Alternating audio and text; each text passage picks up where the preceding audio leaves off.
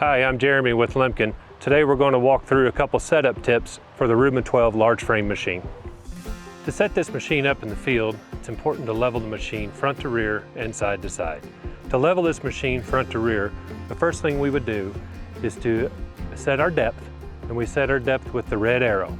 The red arrow is corresponding to a number indicating our depth. And then to set the level, the best thing to do is to take a bubble level, to place it on either flat level surface. It could be here or it could be here. And then we adjust the drawbar level with the hydraulic remote from the tractor. Once our machine is level, we then pull this pin to move this indicator marked A with the blue and line it up with our depth. At a quick glance from the cab of the tractor, we now know this machine is running level and we are running at our depth that we desired when both of those arrows are together. If the conditions change and we need to run this machine a little heavier on the front, we can adjust the hydraulic cylinder here again in the drawbar.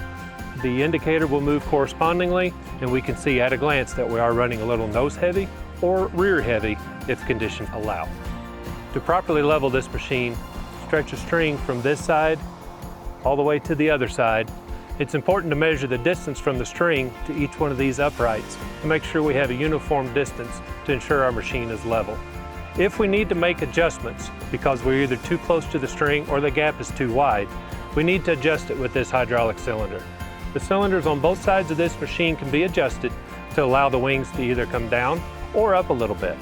To do this, we remove this set screw here, we'll relieve our hydraulic pressure here, and we'll adjust this nut either in or out with the supplied wrench that comes with the machine. If we lengthen this nut, we're lengthening the stroke on this cylinder, which allows this end to drop down.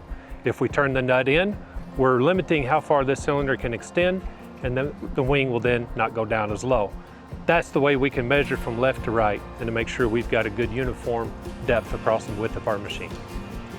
Another point to consider is the operation of these gauge wheels on this machine. In normal operation, these machine gauge wheels will operate the same, meaning that when one's down on the ground, they're both down on the ground. If that's not the case, it's likely that these two hoses here are switched. If these are switched, the best resource to find the correct orientation of these hoses is actually in AgriParts.